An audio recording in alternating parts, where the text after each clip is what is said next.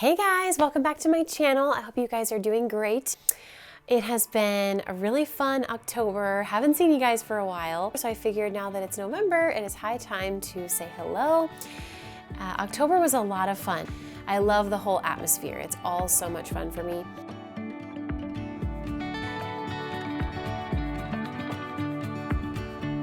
I saw you today when I wasn't looking. There was a sway in the trees above that told me you were near. And I heard your voice when I wasn't listening. There was a sweet noise I'd never heard before, singing in the breeze.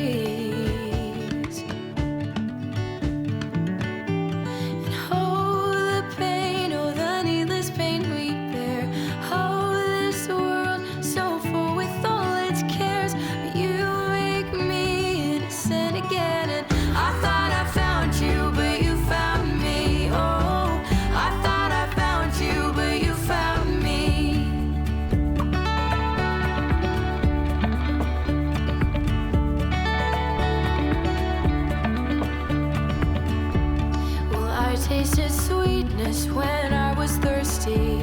The warm summer rain on my window pane is light falling from the sky. And I felt your hand and I couldn't feel a thing. It was the touch of my baby boy. He loves me and doesn't yet know why.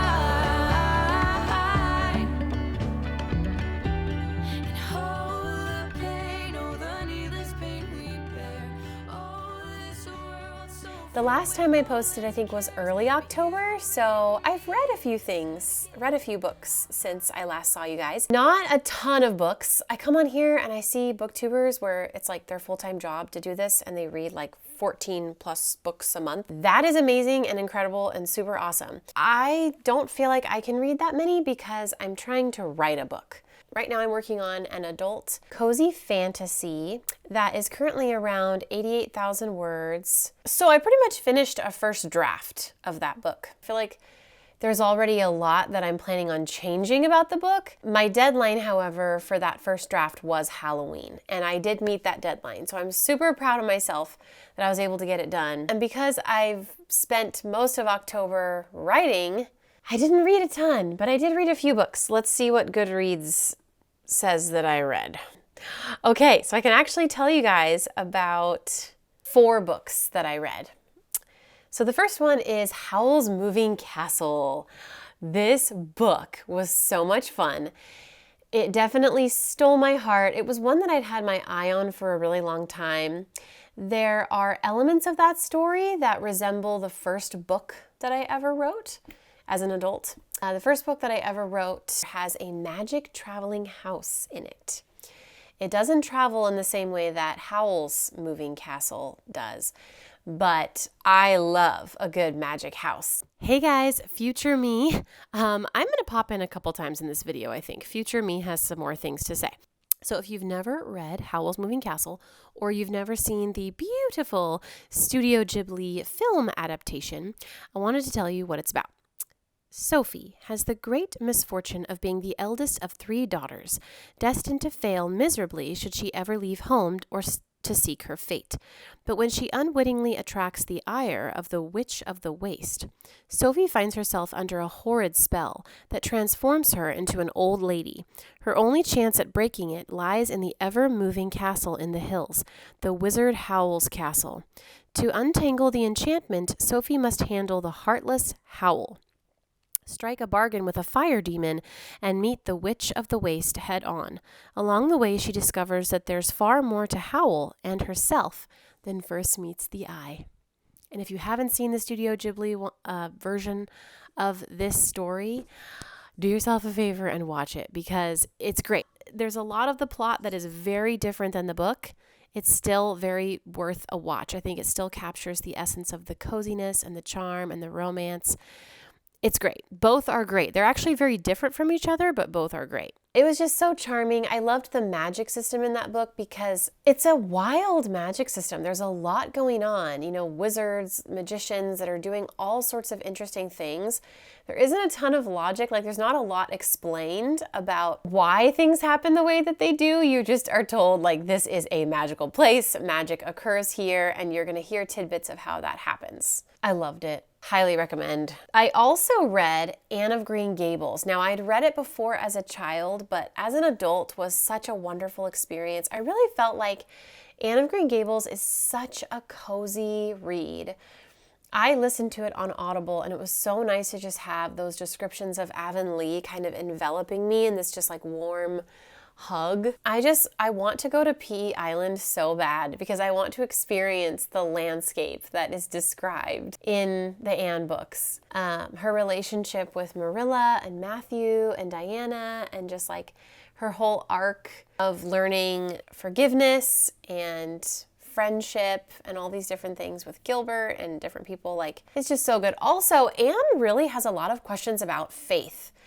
And there's a beloved character in there, her minister's wife, who becomes one of her like dearest friends and mentors that she visits regularly. And I had never seen that in the movie. I'd completely forgotten that that character even existed. And it was just really cool because you kind of see this storyline of like a legalistic approach to faith that doesn't really have much love in it. It's just all rules and all theology. And then you see like Anne's wild imagination, her passion and intense affection and love, and kind of trying to seek God and trying to find love in him and affection and wonder and beauty and all these things that kind of the local minister has lost. And so then the minister at their church is replaced by a new one whose wife has a wonder and awe of like beauty and the supernatural. And she sort of introduces a version of God to Anne that is just loving and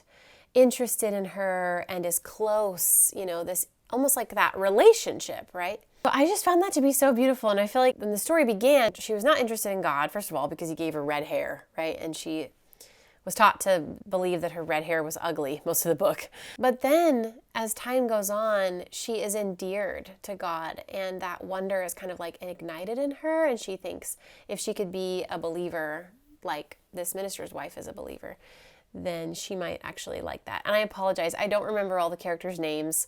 I thought that I would, but even just a few weeks has passed, and I've already forgotten like details. But do I really need to say that much about Anne? If you haven't already read it, read it. It is so good. Okay, the next book that I read is Pumpkin Everything by Beth Labonte. I hope I said that correctly.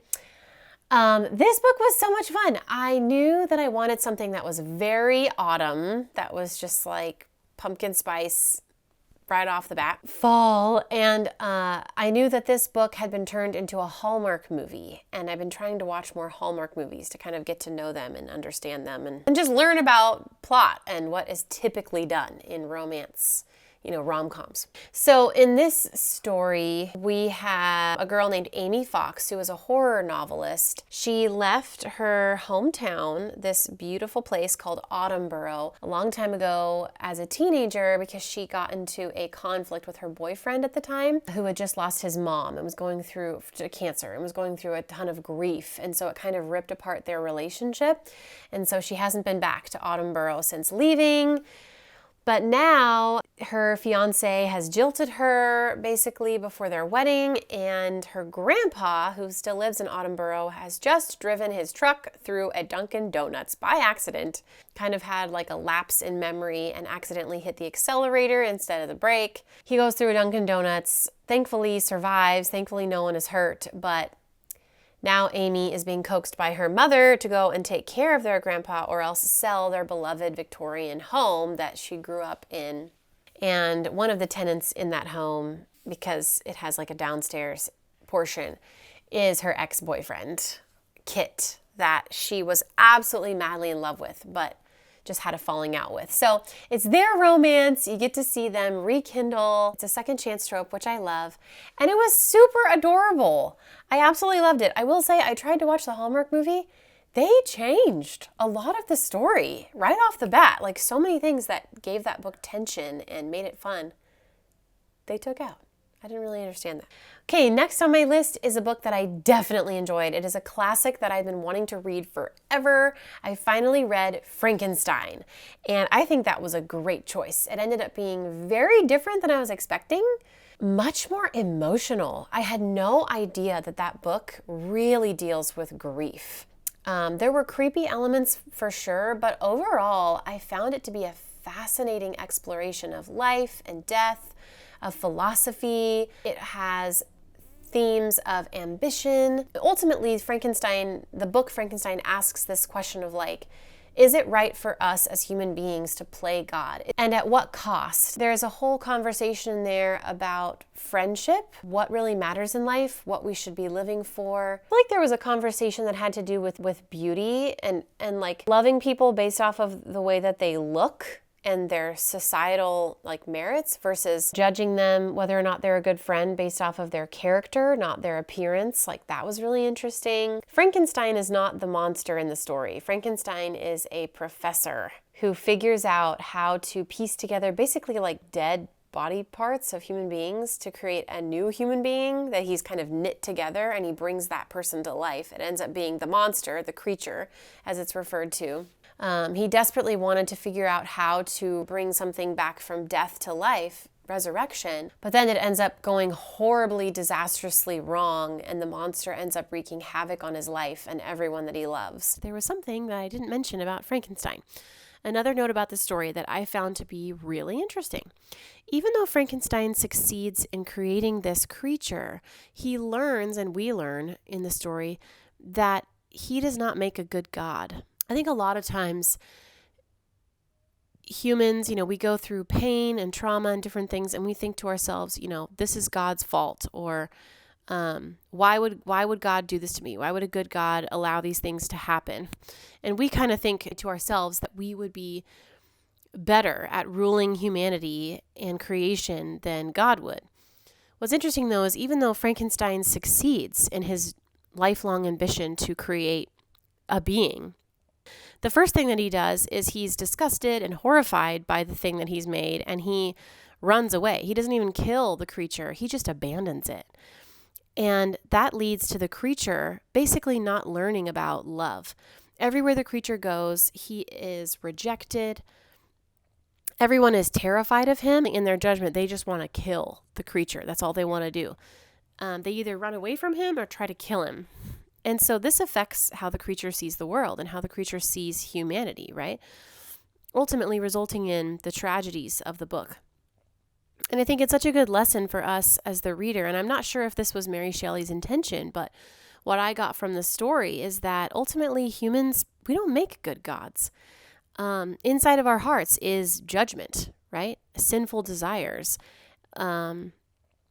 lusts and greed and ambitions that we shouldn't have. And, and we require a guide, just like the creature.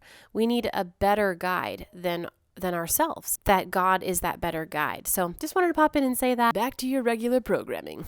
So yeah, it's just a fascinating read. I thoroughly enjoyed it. I respect that book, and I have so many questions. I wish I could ask Mary Shelley, the author, why did you write this? What was your purpose in this? What do you think? Do you think that Frankenstein should have created the monster? It is a cautionary tale. It's not a very happy book at all. And typically I only like books that are happy, have happy endings and are cozy and, but I enjoy a deep thinker of a novel too. And that's exactly what I got with Frankenstein, and I don't regret it. It was awesome. Highly recommend that book. So let me know what you read in October. What book was your favorite that you read? And what are you hoping to read? For my TBR, I can tell you guys, I am currently listening to The Last Murder at the End of the World by Stuart Turton. Loved his Evelyn Hardcastle book, so I am all about this next one. Set on an island, 122 people who are the last people on Earth because a terrible fog filled with bugs has killed everybody else on the planet, and so they're basically stuck on this island where the fog is being held back. And supposedly they live in this utopia where nobody's mean to anybody else, and Everyone is kind, and they just have this lovely communal society that they live in now. That's pretty primitive because everything that was on Earth, like sophisticated technologies, are gone basically, until a murder happens on the island. And now everyone begins to question their existence there and what is really going on behind the scenes. So it is fascinating. I'm loving it, you guys, so far. Really interesting book. Yeah, as far as my TBR though, for November, I want to read Christmas books. I've never really read any adult fiction Christmas books, and I'm really excited to. I would love to come on here and give you guys a Christmas book recommendations video. So I need to get through as many as I possibly can. Just got a Christmas book actually. Let me show you guys. Okay, I just hauled this. It is Spectacular by Stephanie Garber. I am so excited about this book, you guys. Set in the Caraval universe from her first trilogy. It is surrounding this thing called Great Holiday Eve. It is so Christmassy. This book is just absolutely filled with gorgeous illustrations. Oh my goodness, it's amazing. It has a beautiful map. So good. And like as you're reading, you know, like there's illustrations throughout as you're reading.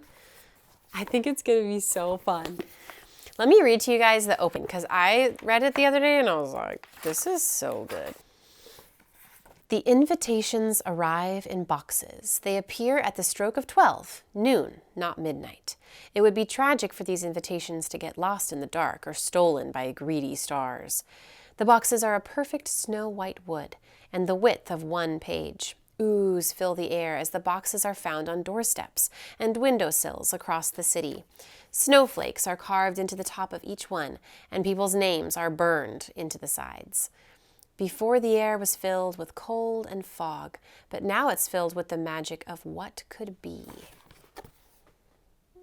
Oh yeah. The other one that I can't wait for is The Most Wonderful Crime of the Year by Allie Carter, you guys. I have heard nothing but good things. I am so intrigued. You know what? I'll save what that one's about for the next video because, as I've said before, I really do want to do a Christmas book recommendations video. So let's hope I can get to that, and pray for me, you guys, with this book that I'm writing, because I would really love to get it done. I have so many hopes and plans and dreams for December. I'm hoping to take you guys to a Christmas tree farm and just show you my Christmas tree and my hot cocoa. I'm gonna jazz it up with whipped cream and little sprinkles and all the fun things. So stay tuned for more things to come when they come, because I know I'm a busy person. I'm sure you are too. But I hope that you enjoyed this. I hope that you found this video fun and just had a good time just kind of listening to a friend and having a cozy bookish chat. And until next time, I will see you guys in the next video. Bye guys!